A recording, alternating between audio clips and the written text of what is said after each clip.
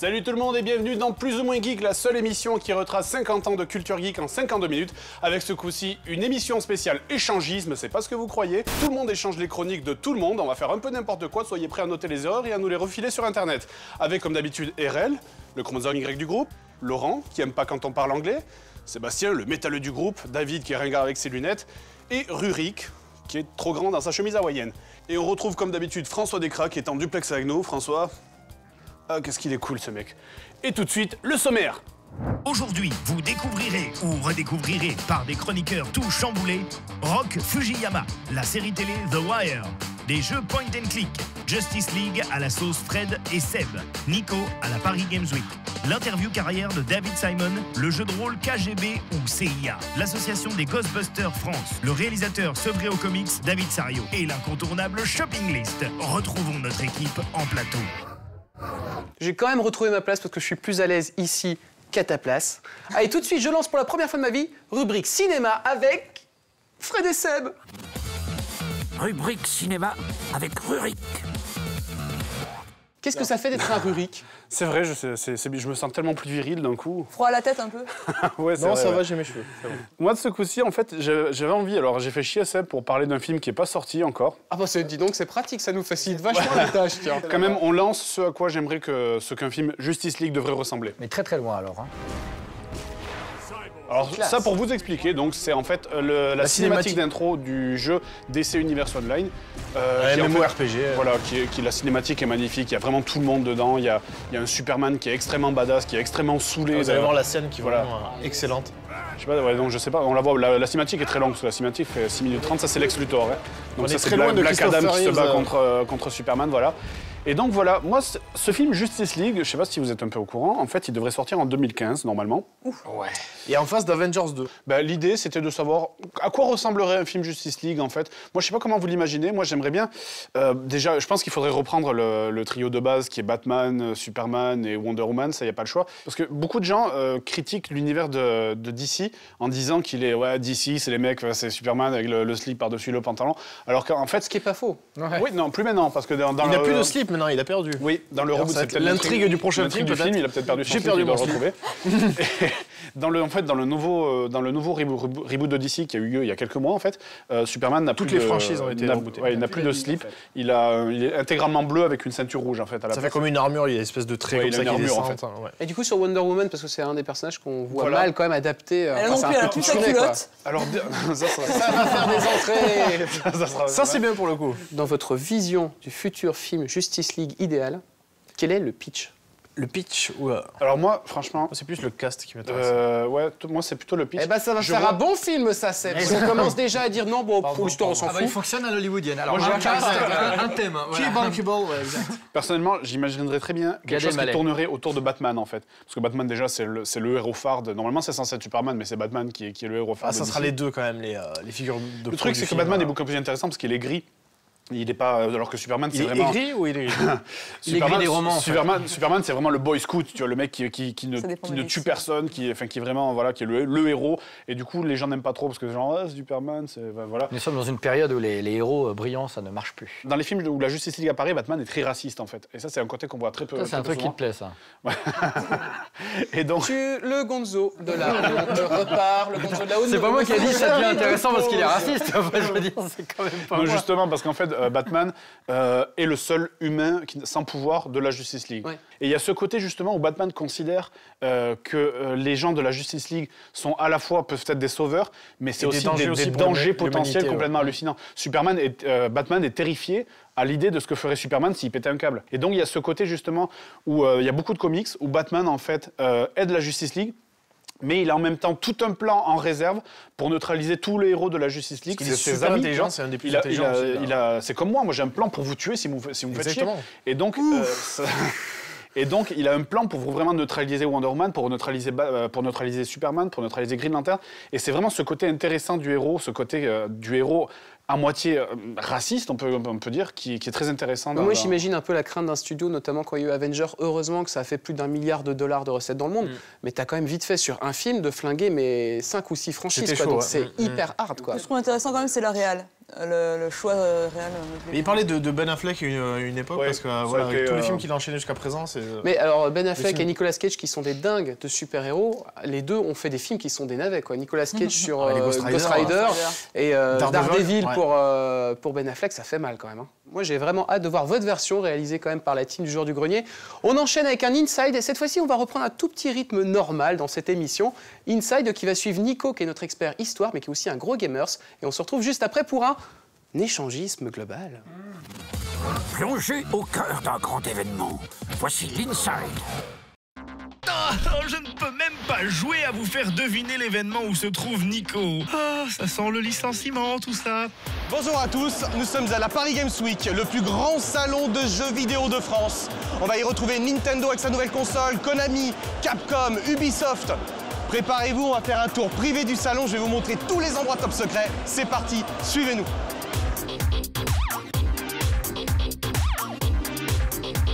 On est sur un stand juste fantastique, le stand de Square Enix en présence de l'homme le plus beau de la planète. Non, c'est toi, tout le monde le sait. Alors. Non, c'est pas vrai, Julien. Pourquoi dire ça? Dis-moi, qu'est-ce que tu fais là? Eh ben écoute, je suis là vraiment pour voir, apprécier et surtout être au contact avec les joueurs, récolter un peu aussi leurs sensations sur les jeux qui vont sortir en 2012 et 2013 justement. Moi, sur cette Paris Games Week, il y a le Metal Gear Rising Revengeance qui me plaît particulièrement. Il y a aussi Tomb Raider, ça c'est en 2013, qui franchement c'est un vrai gros reboot. Et puis sinon quand même, le clou du spectacle, c'est la Wii U qui est pour la première fois et jouable pour le grand public. Et donc c'est intéressant de voir, il y en a certains qui adhèrent instantanément et d'autres qui ont un peu plus de mal à bien comprendre ou en tout cas adhérer au premier jeu. Et moi mon coup de cœur là-dessus, c'est très clair, c'est Rayman Legends, mais il faudra attendre encore un petit peu. Pour pouvoir y jouer. On voit que Julien, il aime parler et j'aimerais te poser une belle question. Quel est l'intérêt pour tous ces éditeurs de se retrouver dans le plus grand salon de jeux vidéo de France? Ah bah regarde autour de toi, regarde le monde. Hier, ils ont battu leur record absolu.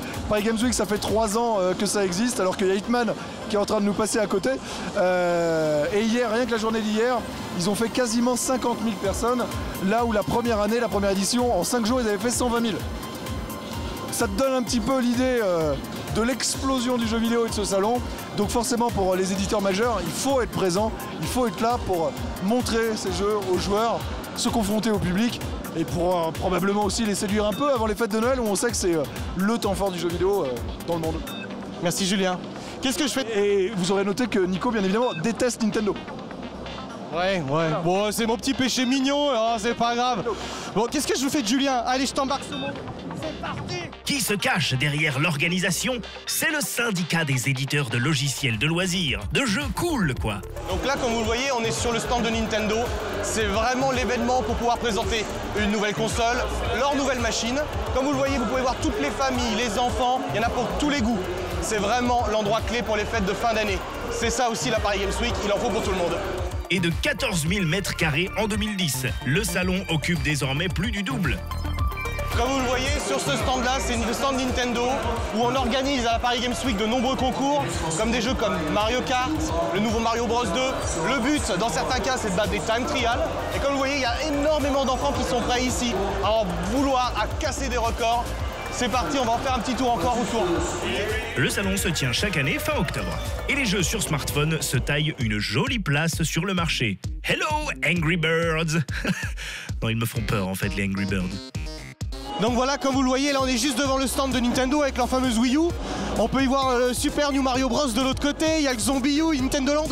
Mais vous avez vu, il y a 2 vigiles qui sont à l'entrée, qui n'ont pas envie de rigoler, qui sont pas prêts à nous laisser passer. En fait, ils sont super cool, ils vont nous laisser rentrer. Oh, c'est gentil, merci messieurs, vous êtes cool. Merci. Allez, venez, suivez-nous, on va pouvoir montrer un petit peu le stand Nintendo, ce qui s'y passe. On a pu se glisser discrètement et on va pouvoir montrer un petit peu tout. Vous avez vu, les couleurs, c'est magnifique. Il y a une ambiance festive, on est là pour s'amuser et s'éclater. On va faire un tour vers les bornes? Allez, viens, suis-moi. Moi, je n'aime pas mettre mes doigts là où tout le monde est passé. Hein. Du coup, j'ai mes propres bornes. En fait, non, je n'ai pas de console. Je n'ai pas d'amis, tout simplement. On est sur le stand de Nintendo avec Teddy. Teddy, qu'est-ce que tu fais là? Pourquoi tu es présent? Qu'est-ce qui te fait kiffer dans les jeux vidéo? Et qu'est-ce qu'il y a à la Paris Games Week pour toi? La Paris Games Week, c'est le plus grand salon qui est sur Paris de jeux vidéo et je suis venu pour voir surtout Call of. T'as d'autres jeux? Qu'est-ce que tu kiffes d'autre? Il y a Call of, il y a tellement de jeux maintenant. Ouais, j'aime bien aussi PES, FIFA. Je suis passé par le stand de Nintendo pour essayer la nouvelle console de Nintendo, la Nintendo Wii U, qui est vraiment pas mal. Graphiquement, les jeux sont pas mal. J'ai testé Zombie U, qui est vraiment bien. Merci Teddy, c'est cool. Merci à toi. Merci. Passe une bonne journée, éclate-toi et vive le jeu vidéo, vive la PG. Okay. Ciao, prends soin de toi. Je suis tout troublé déjà d'avance de pouvoir annoncer la rubrique jeux vidéo avec RL. Rubrique jeux vidéo avec Fred et Seb. Alors, bonjour, je suis la petite sœur du joueur du grenier. Oh là là, cette imitation. C'est troublant. La joueuse de Bafon. Qui suis habitué. Alors non, on va repartir en mode normal, je suis désolée, hein, ça va pas être possible. Est-ce que tu as des poils sur le torse aussi Je propose qu'on regarde en direct RL a-t-elle des poils sur le torse? Mais un petit peu à la... Mais de quoi vas-tu nous parler, ma douce RL? On va encore parler de Point and Click. On aime ça ici. J'en ai marre, toujours le point and click là, ça suffit. Je vais me vexer à force. Tu pointes ou tu cliques. Pour les amateurs de pixels et de polygones, je vais parler de Gabriel Knight. Donc lançons à la machine à remonter dans le temps. Oh Gabriel, ça sent le lancement qui est préparé. Oh là là, je suis en 1920. C'est beau, alors ça c'est le 3. Gabriel Chevalier. C'est Énigme en pays Qatar en français. Ah, ça c'est la partie plateforme qui est un peu casse-tête, c'est tout à la fin ça. C'était l'enfer ce truc. Ah mais c'est en 3D. Et c'est en 3D. En fait, les 3 jeux ont 3 thèmes et 3 styles graphiques différents. Suis-moi. Ah, on voit le petit viseur rouge. On a 2 persos jouables, donc donc c'est Gabe qui est là, Gabriel Knight, et Grace qu'on vient de voir en dernier. Gabe. Et toi, le point and click, c'est un vrai. Ça fait quand même un paquet de semaines depuis qu'on prépare cette émission que tu me dis oh, je veux parler de point and click. Mais je suis une grosse accro du point and click. J'ai vraiment eu du mal à choisir en fait. J'ai choisi Gabriel Knight parce que c'est vraiment déjà le premier que j'ai fait. Donc là, c'est une série qui est en fait créée par Jen Jensen et qui a été éditée par Sierra Online, réalisée par Sierra Online. Donc pour ceux qui ne connaîtraient pas, c'est Les Ours Clary, qui est un autre point and click. Avec un héros toulé d'ailleurs. C'est Phantasmagoria. D'ailleurs, Phantasmagoria, on va voir l'influence sur le 2e opus du jeu qui s'appelle The Beast Within. La particularité, c'est qu'il y a la majorité des scènes qui sont tournées, qui sont filmées en vidéo, voilà, comme le X-Files. Donc on a l'intégration avec des décors photographiques, etc. Moi, honnêtement, c'est le côté qui m'a rebuté. C'est vrai qu'à l'époque, est-ce que tu arrives à la fin de ces jeux? Parce que moi, j'ai un degré de tolérance qui est très très moindre. Hein. Si. Alors bon, t'as quand même une bonne vingtaine d'heures de jeu. C'est sorti sur PC cette nuit parce que moi les 3 sont sortis que sur PC. En 97, c'est ça? Alors le premier c'est 93, 95 et le tout dernier en 99. Ouais. Ah, d'accord. Donc le premier très classique, hein, le type pixel à la Discworld, comme vous avez dit la dernière fois. Et le dernier c'est la 3D. Donc c'est l'arrivée un petit peu de la 3D dans les in-game en fait. J'aime bien le dire, le in-game. Et pour ça ils ont créé un moteur de 3D custo qui s'appelle le Gen-Engine. Et à l'époque, c'était vraiment révolutionnaire, quoi. Laurent va devenir fou, quoi. Je sais pas, il me regarde bizarrement, j'ai rien dit, j'écoute religieusement, je ne comprends pas. Et c'est dans custo, ça veut dire personnalisé. Ah, mais ça, je sais, oui. Donc évidemment, ça implique les défauts qu'il y avait à l'époque, des polygones qui se rencontrent alors qu'ils auraient jamais dû. Donc le mec, il a les bras qui traversent la terre. Comment ça marche? C'est un peu comme les Chevaliers de Baphomet, par exemple, avec de la combinaison d'objets, genre tu Voilà, t'as la combinaison d'objets, t'as l'enquête avec la discussion avec des personnages, donc les fameux PNJ qu'on aime bien, les personnages non jouables. Et donc en fait, tu dois leur faire dire des trucs. L'intérêt, c'est que chaque chapitre se débloque avec la fin d'une quête, c'est-à-dire que tu as un nombre d'actions à remplir pour finir ton chapitre. Tant que tu n'as pas tout fait, tu peux tourner en rond pendant 3 heures. Et tu dis que c'est le trésor des Qatars, c'est ça? Donc ça c'est en France? C'est à sud de la France. Oui, les décors sont hyper réalistes par rapport aux décors réels. C'est super bien reproduit. Et il y a des polygones en fait. C'est-à-dire que quand tu vas voir dans le lieu, il y a vraiment des polygones. Mais il y a des bugs super marrants. Il y a même des mecs contre les murs. Non, ça passe ça. Mais par exemple, il prend un verre pour écouter à une porte. Pour le truc déjà. Admettons. Et en fait, après, il va pour dire un truc, le verre reste accroché dans le vide, ça me fait trop rire. Il y en a plein, mais en fait, c'est super marrant de jouer à ça. Et l'avantage, c'est qu'on avait une carte en fait pour se déplacer. C'est pour ça qu'on pouvait tourner en rond pendant des heures, parce qu'on a une très grosse liberté. Moi, c'est ça que j'avais beaucoup aimé, pour se déplacer. Et pour finir juste, dans le doublage, Gabriel Knight 1 et 3, c'est doublé par Tim Curry. Et son ami... Alors là, je suis un fan. Amis téléspectateurs, ne regardez non plus cette émission, regardez du Tim Curry. J'adore ce comédien. Et son ami, le détective, Mosley, est Robert Harrison, d'ailleurs. doublé par Mark Hamill. Voilà, bien. Donc un beau Mark Hamill casting qui quand est même pour d'ailleurs ce quelque jeu. part forcément sur ton t-shirt. Il est sur mon slip. Ah, Allez, d'accord. Il n'est pas sur ton t-shirt. Finalement, ne regardez pas Tim Curry, on continue avec l'interview carrière et je vous parle souvent de showrunners, donc des créateurs de séries télé. Et ben on en a rencontré un immense. Ne bougez pas, c'est le moment de l'interview carrière. Plongez au cœur des bas-fonds de la ville de Baltimore avec notre invité du jour, le scénariste David Simon. On lui doit les séries au succès critique Trem et The Wire, sur écoute en français. Ancien journaliste, ses romans ont notamment donné naissance à une première série télé, Homicide, diffusée entre 1993 et 1999 sur la chaîne américaine NBC. I was a reporter for the Baltimore Sun. I covered crime, and at some point in the middle of that run, I took a year off and convinced the police commissioner in Baltimore to let me into the homicide unit, the death investigation unit, to follow the detectives in the city and follow a shift of detectives for a year. And that became a book. And then there was a second book where I wrote the book without any thought to television. To me, it was just an exercise in journalism. But after the book was in existence, my agent sent it to Hollywood. And nobody bought it, and it just laid there. And then I had one last thought, which was, why don't we send it to a fellow named Barry Levinson, who was a director, an A-list director in Hollywood who had come from Baltimore. At that very moment, they were busy trying to come up with an idea to develop a television show for NBC. And it landed, I guess, on somebody's desk at the exact right moment, because very quickly he sold the idea to NBC of doing a show about a homicide unit based on the book. Autre roman à se voir adapté sur le petit écran, The Corner, sous la forme d'une mini-série qui raconte la vie des habitants d'un quartier défavorisé de Baltimore, diffusé en 2000 sur HBO. Boy, that was a whole new experience and incredibly liberating, because while it was great working for Tom and Barry and working on this show that was loosely based on my book, American networks, the commercial networks, there were requirements that were often at odds with what we wanted to do with the story. They were very uncomfortable with dark themes or disturbing outcomes.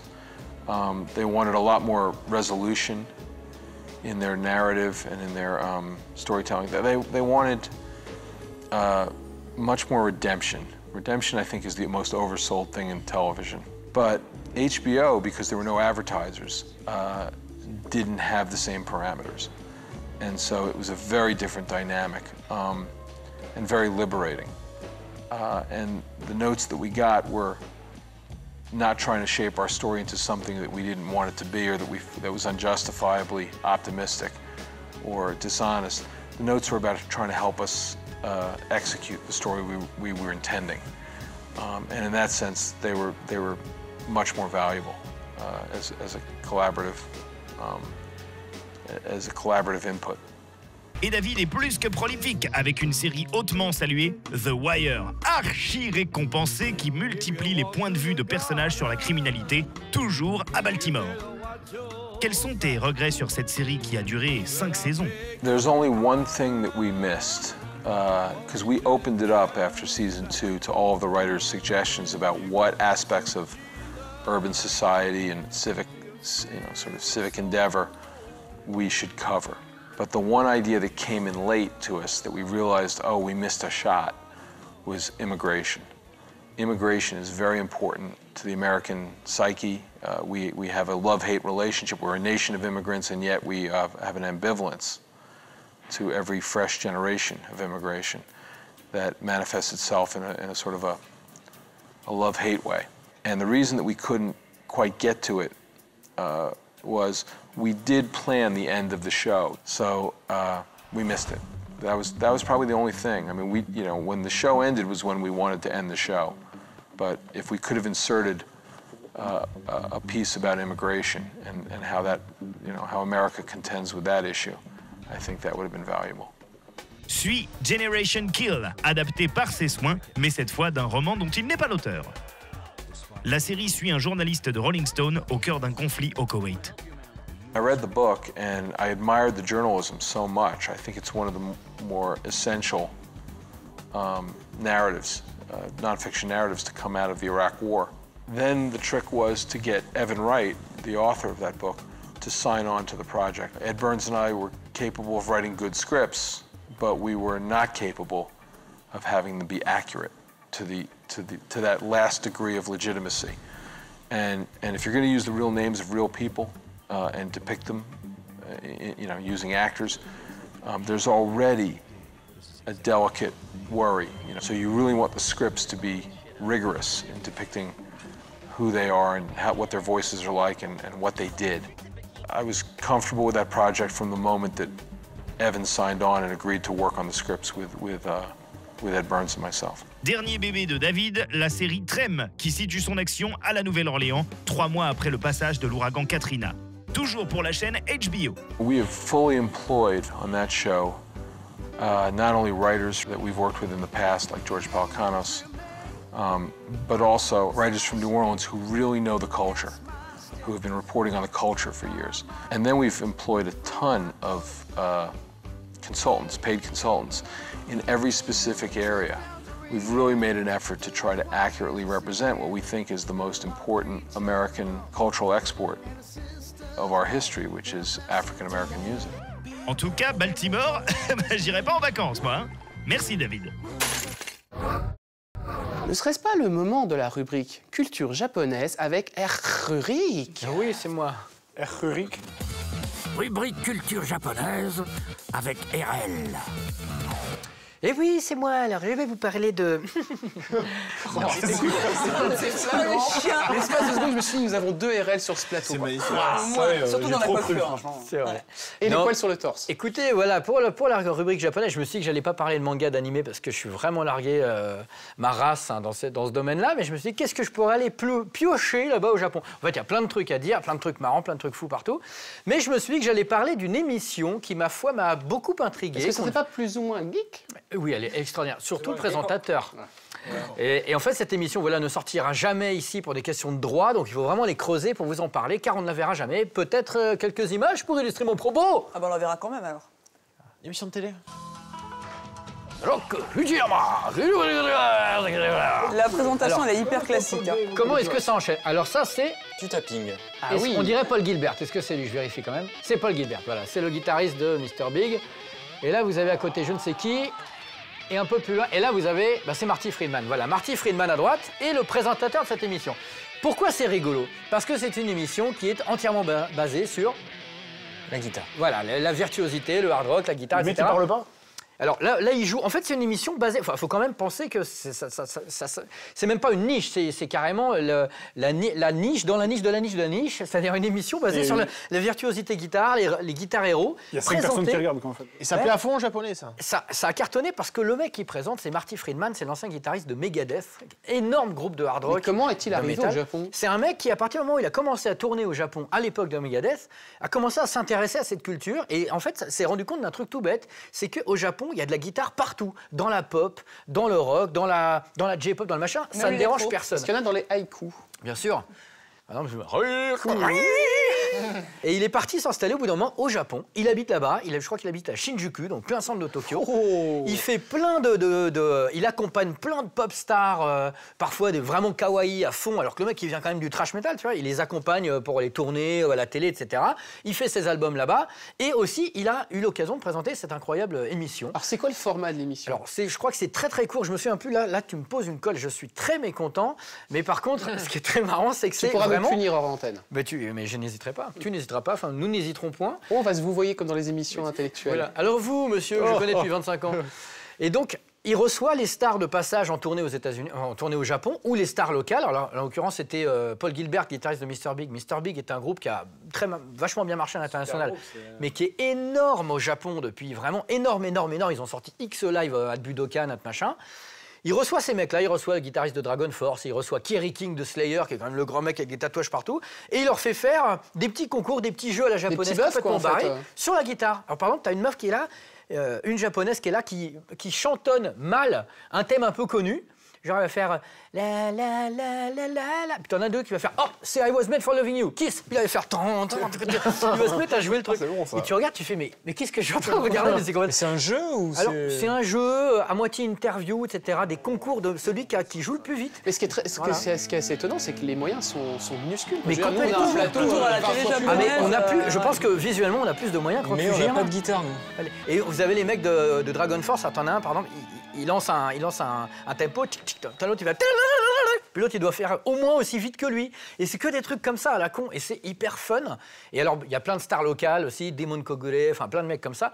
Et donc, c'est vachement rigolo. Ça passe de l'anglais au japonais, parce que bon, il traduit, etc. Et c'est complètement fou. Ça me rappelle le duel de guitare à la fin de Crossroads. Tu connais ce film sur le blues, voilà. Et qui était le guitariste? C'était Steve Vai. C'était Steve Vai, bien sûr. Et le mec qui se battait contre lui, c'était Karate Kid, ouais. bien sûr. Voilà. Ralph Macchio. Alors, moi, je vais me prendre mes premiers cours de guitare. Peut-être que tu pourras m'apprendre à faire ding, ding, ding. Et tout de suite, l'enquête geek. Et moi, je vais ding, ding, ding, ding, ding.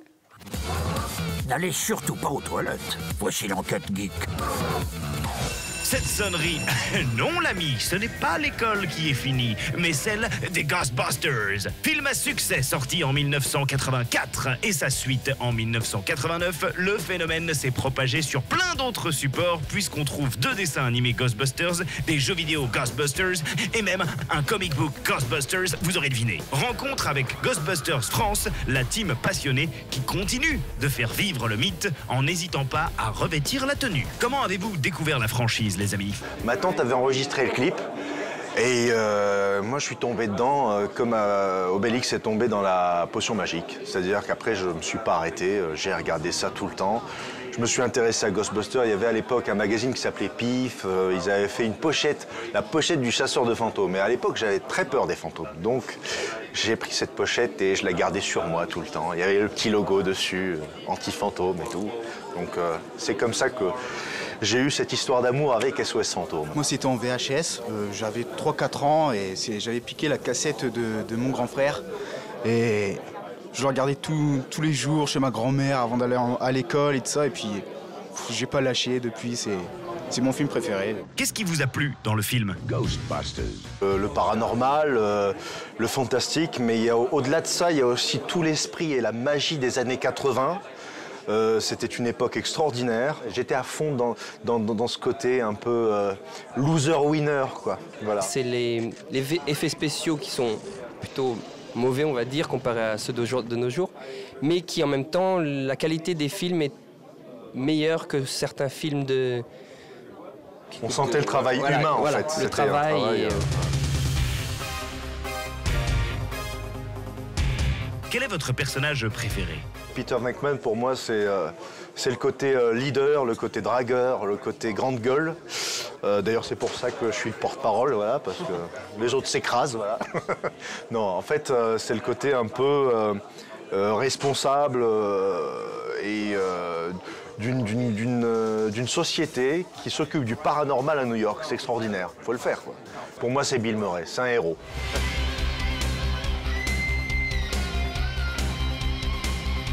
Pourquoi passer au cosplay Ghostbusters?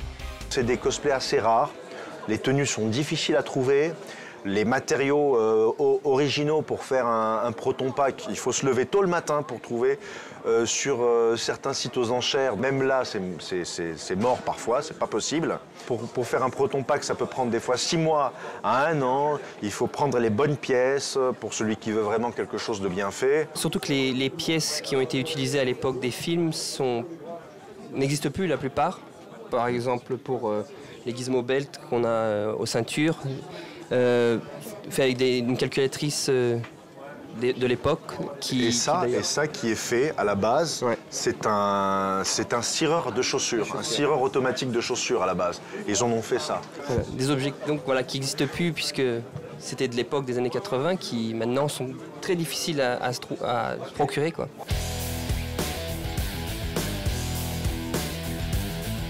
Les cosplayers Ghostbusters se multiplient dans le monde, mais pourquoi vous, en France? Donc on était plus ou moins tous de la partie, on s'est dit voilà, en France il n'y a rien, on avait juste un petit forum à la base, mais on ne bougeait pas trop sur le forum, et là on s'est dit on va vraiment créer notre franchise, Cocorico, pour montrer qu'on est là, et qu'on va faire jaillir la magie Ghostbuster en France. On voulait le faire. On s'est dit, on est 4 pecnos disséminés sur la France, il faut quand même qu'on fasse quelque chose. Voilà. Et ce qui a été très enrichissant, c'est les expériences lors des conventions et lors des sorties que l'on a fait. Ça a été de la magie, quoi, de la pure magie, jusqu'aujourd'hui. Et avec nous, vous avez affaire à des pros.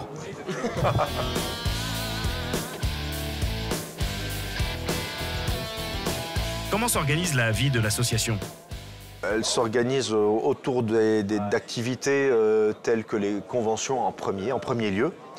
Mais pas que, c'est-à-dire que nous avons pris une décision commune grâce à notre président ici présent de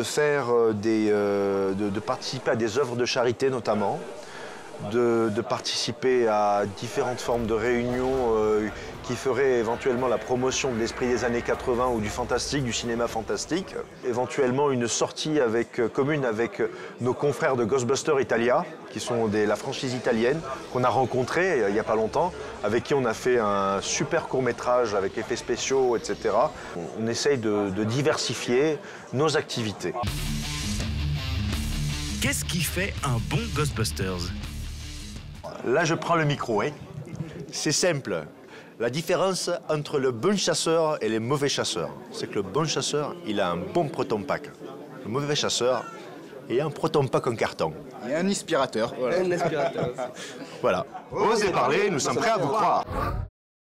On quitte le monde des Ghostbusters pour retrouver celui qui a une voix d'outre-tombe, Stéphane Gallo.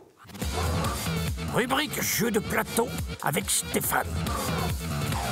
Bienvenue dans la rubrique Jeux de rôle, jeux de plateau. Sortis des échecs et des dames, rares sont les bons jeux jouables à deux.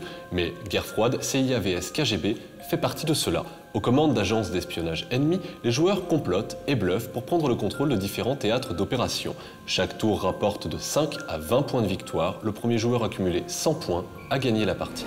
La partie commence, Robin choisit le KGB et donc John prend la CIA. Il pioche le premier théâtre d'opération et ce sera donc la Turquie pour 15 points de victoire, comme indiqué en bas à droite sur la carte, je vous laisse regarder, et la manche se jouera en 3 cartes maximum, ainsi qu'indiqué en bas à gauche de la carte. Les deux joueurs choisissent en secret l'agent qu'ils vont envoyer sur le terrain. Celui-ci peut complètement changer le cours d'une manche et il octroie des avantages très importants. Les adversaires se jaugent du regard, ils hésitent, leur choix semble fait, très bien. Pour gagner, les joueurs vont devoir retourner des factions. Celles-ci ont des pouvoirs particuliers et elles apportent surtout de l'influence, de 1 à 6 points par carte. L'objectif, obtenir plus de points d'influence que son adversaire sans jamais dépasser un score cible. Ce score cible, exactement comme au blackjack, ne doit pas être dépassé sous peine de défaite. Ici, le score est indiqué au centre de la carte. On appelle ça la stabilité de l'objectif. Pour la Turquie, ce score est de 13. En cas de dépassement, le joueur fautif déclenchera un désordre civil et y perdra son agent secret envoyé sur le terrain. La lutte d'influence vient de commencer. Pour le KGB, Robin prend le contrôle des fondamentalistes. 4 points d'influence, et le pouvoir de la carte lui permet de voler un groupe à son adversaire. John riposte, il joue, pioche et prend les généraux. 6 points d'influence, avantage à la CIA. Mais Robin utilise le pouvoir de sa faction et il vole la carte de son adversaire, montant ainsi à 10 points d'influence. John pioche et il obtient cette fois les industries, une carte d'économie qui vaut 4 points. Robin craint maintenant de dépasser la valeur cible, le score de stabilité qu'il ne faut surtout pas dépasser sous peine de désordre civil. Il passe son tour. John craint lui que son adversaire use du pouvoir des généraux et lui défausse une carte. Il emploie donc les industries pour l'en empêcher et il active la carte de Robin. C'est un très beau début, extrêmement offensif. Toujours à 10 en influence, Robin passe une nouvelle fois son tour. John de son côté pioche et il tire tour à tour les nationalistes et la radio, amenant son total d'influence à 12 points. Robin ne veut pas perdre cette manche. Il tente donc sa chance alors que les statistiques sont clairement contre lui. Cette nouvelle carte a de fortes chances de lui faire créer un désordre civil en dépassant le score cible de 13. Sa troisième carte, il la tire et... ce sont les artistes. Elle ne vaut qu'un point, il échappe donc au désordre civil. Mais c'est cette troisième carte et il ne pourra pas faire mieux, il perd cette fois la domination de l'objectif. La lutte d'influence est terminée et il est temps de révéler les agents qui étaient sur le terrain. Robin avait envoyé son directeur adjoint, lequel ne peut pas mourir, même dans le cas d'un désordre civil. On comprend mieux dès lors son geste audacieux, son agent secret ne craignait rien. Quant à John, lui avait lancé son analyste. Il va donc pouvoir piocher les 3 premières cartes. du groupe Faction et les remettre dans l'ordre de son choix. Un très sérieux avantage pour le prochain objectif. Après la Turquie, il est temps de révéler le deuxième objectif. Celui-ci va être la conquête spatiale. 5 points de victoire sont en jeu, ainsi qu'un pouvoir à usage unique. La phase va être très rapide, chacun des deux camps ne peut jouer qu'une seule carte. Les adversaires choisissent leurs agents à envoyer sur le terrain, et ceci fait, John trie les 3 premières cartes du paquet de cartes Faction. L'avantage acquis au tour précédent va clairement lui servir. Il pioche la première carte et il pioche le premier. Sans surprise, il sort une carte excellente avec un fort potentiel en influence. Il tire l'opposition qui vaut 5 points. Pour le KGB, Robin tire à son tour. Il prend sa carte, il s'agit de la mafia. 2 points d'influence, la CIA prend la domination une nouvelle fois, mais étrangement, Robin est tout sourire. La domination ayant été déterminée, il est temps de révéler les agents qui se trouvaient sur le terrain. Robin commence et révèle il avait lancé son maître espion. L'objectif secret de Robin était donc de perdre, absolument pas de gagner, il devait laisser son adversaire prendre la main. C'est un retournement de situation. Robin obtient finalement les points de victoire ainsi que l'objectif. John, de son côté, avait placé comme agent secret un agent double. Il force donc son adversaire à mettre son assassin de côté au prochain tour. À la fin de cette manche, John, pour la CIA, mène avec 35 points de victoire contre 5 seulement pour son adversaire. Les regards se durcissent, clairement. Une nouvelle manche commence. Pour rappel, le premier à remporter 100 points obtiendra la victoire. Voilà, c'est le moment qui est très difficile pour moi puisque ma chronique a été volée par Monsieur Kessy. Rubrique série télé avec David. Bonjour et bienvenue dans Plus ou moins Geek, je suis David Fressino. Je ne sais pas comment je dois le prendre. Je suis Christophe Fressino. Je rappelle quand même que pour la saison 2 de Plus ou moins Geek, Laurent aura une chronique sur 70 000 émissions. Voilà. Oui. S'il est payé pareil, ouais, ça revient au même. Je vais parler d'une série qui est une de mes préférées qui s'appelle The Wire et dont toi tu n'as pas daigné parler jusqu'à présent. Donc je me suis dit, faisons les choses à la place de David. The Wire dont on regarde quelques images et qui est, comme fait exprès, dû à David Simon qu'on avait en interview tout à l'heure. C'est beau la vie. Générique passionnant ma foi. T'aurais dû dire Roger Simon pour être... On suit une équipe de la police de Baltimore qui monte une brigade pour mettre sur écoute un groupe de dealers des bas quartiers. C'est son boulanger, non, je crois. Oui, c'est ça en fait. Voilà. C'est de la farine, bien sûr. Bon, les quartiers en question dans Baltimore, c'est vraiment des quartiers très très pauvres, avec une misère assez voyante. Alors, tout à l'heure, je te demandais, backstage, quand on buvait du champagne, bien sûr, comme d'habitude, qui est donc l'habitant connu de Baltimore, réalisateur à succès et provocateur? John Waters. Exactement. John Waters. Dont une partie des films est quand même difficilement abordable pour les moins de 12 ans. Et avec lequel j'ai eu la chance de tourner une scène dans Le Fils de Chucky, figurez-vous. C'est rigolo. C'est moussé, hein. Ouais, champagne, la piscine. T'as tourné dans Le Fils de Chucky. Ouais, d'accord. The Wire, donc, est dû à David Simon, qu'on a vu en interview tout à l'heure. Non pas David Sario, autre réalisateur de talent. Ni Christophe Simon, d'ailleurs, qu'on ne connaît pas. Mais... David Simon était un journaliste du Baltimore Sun, donc c'est le grand quotidien de la ville. Et pendant 1 an, il a suivi les flics de la ville. Et ça a donné pas un roman, un essai qui s'appelle Homicide et qui raconte le quotidien de ces policiers qui n'ont pas la vie facile, mais qui ont en même temps des problèmes aussi. Il est pas... En plus de ne pas avoir la vie facile. Non, mais non, je veux dire qu'eux, ils sont pas non plus des anges, quoi. Voilà. Et c'est jamais manichéen. Il y a les bons flics et les méchants. Mais il y a les bons chasseurs et les mauvais chasseurs, voilà. Mais je ne reviendrai pas là-dessus. Donc David Simon, il a écrit ce bouquin qui s'appelle Homicide, qui vient de sortir en français d'ailleurs. Et on lui a proposé d'adapter ça en série télé et c'est devenu Homicide, oui, A Year on the Killing Streets, voilà. Et du coup, après, on lui a proposé de faire une autre série. Il a fait une enquête qui s'appelait The Corner. Il a écrit un bouquin aussi et c'est devenu une mini-série, et cette fois sur HBO, qui s'appelait The Corner. Vous avez vu quand même, hein, ça porte le même nom que le texte à la base. Ça, c'est marrant. Il est pas bête, le gars. Donc là, c'était que sur un coin de rue de Baltimore. The Wire, c'est The Corner, mais étendu à toute la ville. On suit plein d'aspects de la ville. Il y a 5 saisons. La première, c'est vraiment sur les flics, les dealers et tout ça. La deuxième, on s'intéresse un peu plus aux dockers, parce que c'est une ville portuaire. Donc on suit un peu la vie des dockers. Mais en même temps, on continue à suivre les flics. Tous les personnages, on n'arrête jamais de les suivre. Après, il y a une saison sur la politique, l'élection à la mairie. Après, il y a une autre saison sur l'école et le système scolaire. Et la dernière saison, c'est sur le journalisme. Elles sont toutes hyper bien et le tout forme une mosaïque qui reflète à la fois la ville de Baltimore et l'Amérique, quoi, comme une métonymie, c'est-à-dire comme un petit endroit qui vaut pour le tout. Quoi, t'as dit ? Une métonymie. J'avais plus entendu ça depuis le troisième. Métonymie, c'est encore des haïkus. Et puis, alors voilà, réduire The Wire à dire c'est qu'une série policière, ça serait comme de dire Le Parrain, c'est un film avec des Rital qui discutent, quoi. Voilà, c'est ça. Bah, c'est bien plus que ça. C'est super bien écrit parce qu'on m'a parlé beaucoup d'un épisode où ils font que dire que fuck pendant tout l'épisode. Ils font fuck. Oh, ça, c'est à peu près tous les épisodes. Ouais, hein. non, mais je veux dire, c'est voulu. C'est-à-dire, il n'y a pas de parole pendant tout l'épisode. Ils disent que fuck. En tout cas, le générique reflète une idée vraiment sèche et réaliste. Réaliste sur le terrain. C'est vraiment tu vois, gros plan dégueulasse. C'est pas. On est très loin, tu vois, des conneries genre Expert Miami ou Las Vegas. Avec les lunettes du mec. Et puis, ça donne pas de leçon. Simon explique que il a jamais rencontré. Pourtant, il a vécu des trucs avec les filles, tout ça. Il a jamais rencontré de gens foncièrement mauvais. Il a rencontré que des gens qui, dans les circonstances obligeaient à soit dealer de la drogue, soit... en gros, les Noirs des bas quartiers ont du mal à sortir de leurs conditions, quoi. Et c'est ça qu'il essaye de montrer. Alors, très marrant, c'est que tu as fait une sorte de private joke sur David Sario. Les gens devant leur télé se disent, je ne sais pas qui est David Sario. Et bien, ça tombe bien, c'est le talent web choisi par François. C'est le moment de découvrir un nouveau talent web. Oui, mamie, ça va bien? Tu as besoin d'argent. D'accord, c'est pas bad. Pour produire une web-série, alors c'est encore moins banal, mais je te connais, t'inquiète pas. Comment ça s'appelle? Non, j'ai cru. Le visiteur du passé. D'accord, je sais pas. T'as des avocats, mamie? Tout de suite, un talent web. T'es dans la merde, hein? Mais c'est Daredevil! Et pourtant, ce n'est pas le film officiel. Et le Punisher, pareil, vous ne connaissez pas cette version. Et là, c'est Hulk, mais ce n'est pas non plus dans les films Marvel. Et non, car il s'agit d'un fan-film, des films faits par des fans, quoi, derrière lesquels se cache David Sario. Ses courts-métrages faisaient déjà à l'époque le tour de la toile. Élevé aux comic books, il a réalisé 2 fan-films mémorables. Parle-nous du premier, David. Alors, le premier court que j'ai fait seul, que j'ai produit, que j'ai réalisé, c'était Daredevil The Teaser.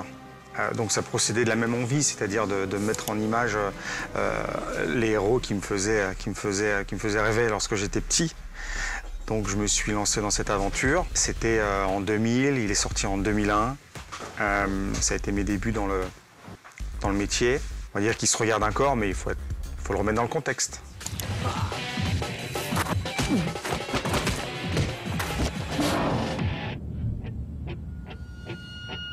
Suivra ensuite sa version du personnage de Hulk dans le court-métrage Projet Gamma. Projet Gamma découle de Daredevil puisque c'est un geek qui s'appelle Luc Damy qui m'avait contacté parce qu'il voulait produire mon deuxième court.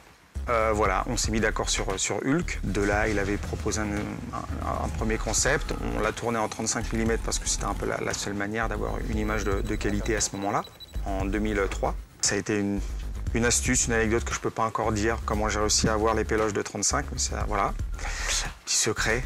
Ça a pris quelques mois pour l'écrire, 1 an de post-prod. C'est sorti 1 mois avant le Hulk d'Ang Lee. C'était le moment où j'avais une opportunité de le faire. C'était dans la continuité de ce que j'aimais. C'était la deuxième fois où je me suis dit, si je fais rien d'autre dans ma vie, j'aurai au moins à réaliser 2 films de super-héros. Enfin, 2 courts-métrages de super-héros. Une fois, j'ai rencontré Joe Quesada. J'ai eu la chance que Guillermo del Toro aussi m'envoie un petit mail. Voilà, Louis Leterrier. Et je sais que les gens de la Marvel l'ont vu. Qu'est-ce qui t'a donné envie de devenir réalisateur? C'est plutôt les comics et vouloir adapter un comics au cinéma qui m'a donné envie d'être réalisateur, puisque j'avais envie de voir en live les super-héros qui me faisaient rêver lorsque je lisais des comic books. David a même tenté l'aventure américaine, longtemps en liste pour réaliser la suite du film The Punisher, sorti en 2004 et réalisé par Jonathan Hensley. Raconte la genèse de cette aventure. J'étais invité à un festival, au festival du film d'action de Long Beach, en Californie, parce que Feedback, qui était le démo reel d'un long métrage polar d'action de série B, est le seul festival auquel j'ai envoyé mon court. Et en fait, il a été sélectionné dans la catégorie meilleur court et meilleure scène d'action de l'année. Du coup, j'y suis allé. J'ai eu un rendez-vous, mais qui avait été un petit peu organisé un peu avant avec Steven Schneider, le producteur des Paranormal Activity à la Paramount. Il m'a dit, écoute, on aime bien ce que tu fais. Il m'a envoyé vers 2 agents. Et ils m'ont dit vraiment concrètement que c'était Projet Gamma qui les avait décidés. Donc de là, ils m'ont dit on t'enverra des scripts à ta mesure. Et quelques mois après, ils m'ont envoyé le script de Punisher 2. Je leur ai dit je veux absolument le faire. Le script avait des hauts et des bas. Mais voilà, je me suis retrouvé sur la liste. Je savais que même si j'étais sur la liste, j'étais certainement le dernier sur la liste. Et donc il fallait qu'à un moment donné, je montre visuellement quelle était ma vision du personnage. Et puis voilà, c'était un plaisir personnel que j'avais envie de... J'avais une bonne raison de le faire. Et donc j'ai fait ça assez rapidement et je leur ai montré le teaser. Ça s'est très bien passé, il a été bien accueilli. Au point que beaucoup de gens, puisqu'il a fait plus de 2 millions de connexions sur une certaine durée, ont cru que c'était le teaser officiel. Donc il y avait toutes les polémiques autour de mais pourquoi ont-ils changé de comédien, Thomas Jens. Donc c'était avant qu'ils prennent Ray Stevenson. Donc c'était plutôt positif. Mais ils ont fini par prendre la réalisatrice qui avait réalisé Hooligan, parce qu'ils m'ont dit clairement, il te manque un long métrage voilà, à ton actif. C'est ça qui fait qu'on a un peu peur, même si on est quand même convaincu par ton boulot. Voilà, la réalité du terrain, quoi, tout simplement. As-tu envie de retenter ta chance aux États-Unis, aux States? Pourquoi pas? Presque, j'ai envie de dire, je préfère faire une suite direct vidéo où moi je suis payé, au moins j'exerce mon boulot, que faire une pub, la lessive en France, quoi. Quel personnage de comics aimerais-tu adapter pour le cinéma? J'aurais adoré faire Daredevil, évidemment. Hulk m'aurait énormément intéressé également. Superman. Je crois que je suis né pour faire Superman. Je le ferai jamais, mais c'est vraiment ça qui m'a amené là où je suis actuellement. Donc c'est mon personnage fétiche. David est un réalisateur qu'on espère vite retrouver aux commandes de son premier long métrage.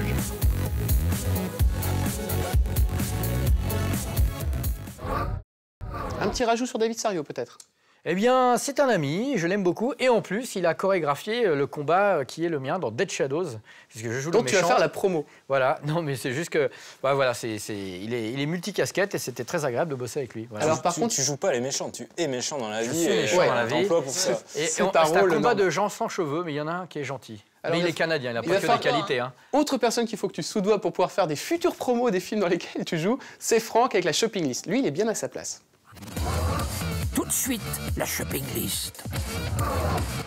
Bonjour et bienvenue dans la rubrique Shopping List. Shopping List. La sélection de ce soir commence par... Qu'est-ce que tu fais là? Ben, on échange, c'est l'échangisme. T'échanges ma rubrique? Oui. Mais non, moi j'ai pas envie de l'échanger. Tu sais ce que j'ai dû faire pour en arriver là? Dis-moi David, quand est-ce que j'aurai la rubrique? Attends, tais-toi Emmas, hein. De toute façon, c'est que le début. Et on commence avec Mad, ma vie, livre de Jean-Pierre Putter sur la création du magazine Mad Movies qu'il a fondé il y a plus de 40 ans. Magazine que connaît bien Rurik puisqu'il y collabore. Et moi je me rappelle, j'étais au collège, j'avais un copain qui m'avait passé un magazine et puis du coup j'ai commencé à aimer les... Ça y est, il commence à nous raconter sa vie. C'est là que j'ai découvert Rurik notamment. Ah, quelle bonne période. C'est vraiment mon coup de cœur. En fouillant dans les bacs comme ça, vous allez pouvoir trouver le DVD de Samplon aux éditions Emilia. Ça se passe dans un monde futuriste.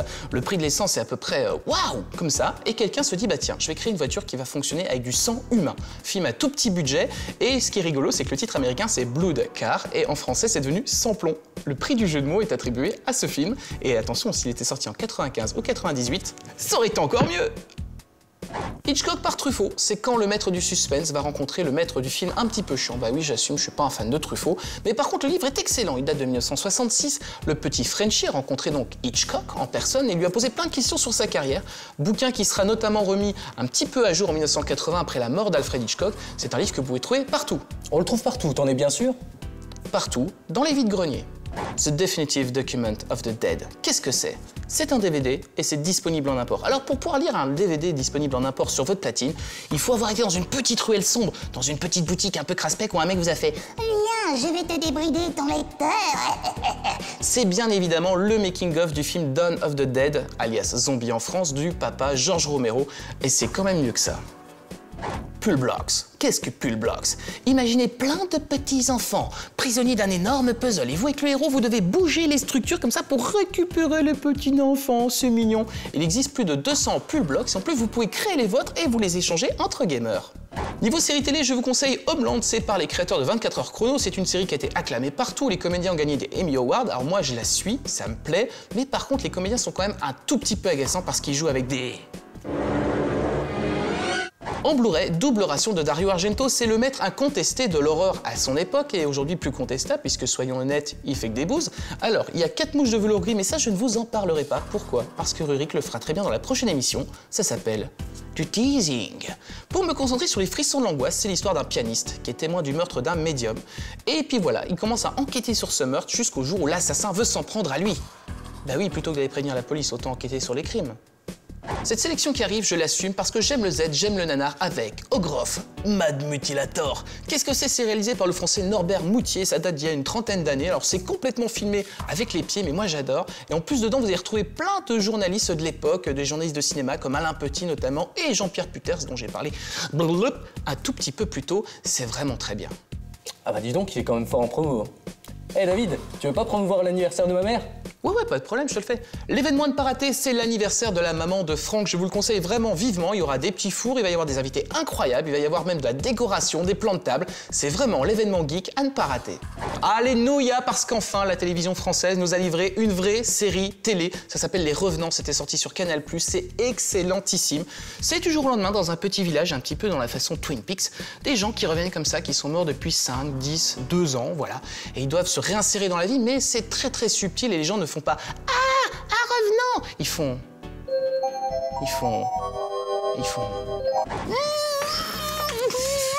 Calme-toi, c'est bon, ça va bien se passer. N'oubliez pas de m'envoyer vos coups de cœur à cette adresse, ça me ferait super plaisir. Oui, allô, le service de livraison. Oui, c'est pour vous envoyer un colis. En écho, ouais. Sur le plateau de Plus ou moins Geek, voilà. Merci beaucoup. Eh ben super, je vous attends. Moi, je vais prendre un petit café. Reste là, hein, bouge pas. Allez, je fais un petit rappel de cette spéciale échangisme. Sexy, avec du point and click, The Wire. Nous avons eu la Justice League et Rurik nous a parlé de cette émission de ouf. Rock Fuji. Alors, je précise aussi que certains extraits ne sont pas forcément de grande qualité. Et pourquoi donc? Parce que c'est une émission qui n'est jamais sortie du Japon. C'est très dur à trouver des extraits de cette émission-là. Donc, on a creusé. Elle est restée longtemps dans le désert, sous le sable. Bon, ça moisit un petit peu. Voilà, et c'est le moment d'attribuer un petit plus. Ça reste. C'est un de nos trucs référents dans l'émission, RL. Leur film qui n'existe pas, moi, me plaît bien. Ah non, moi j'en veux plus des films de super-héros. Mais j'aime bien le tapping par contre. Rock Fuji. Il faut que je regarde The Wire, je vais prendre David. Je t'en prie, c'est la soirée échangiste, prends David. Fred, mon jeu vidéo. Tu t'ouvres à la culture extérieure, j'ai envie de dire. Eh ben, on parle de The Wire depuis 60 millions d'années et c'est peut-être enfin l'occasion de la regarder. Voilà, et ben je vais regarder aussi The Wire tout simplement parce qu'on ne peut pas tout regarder à la fois. Je n'ai jamais attaqué The Wire. Ça sera ma bonne résolution pour les prochaines fois. Alors, petit récapitulatif, on peut se retrouver sur l'appli Plus ou moins Geek, on peut se retrouver sur le Geekbook, le Geekter, le site internet, le forum. Enfin, il y a des moyens extraordinaires parce que nous sommes une émission high-tech.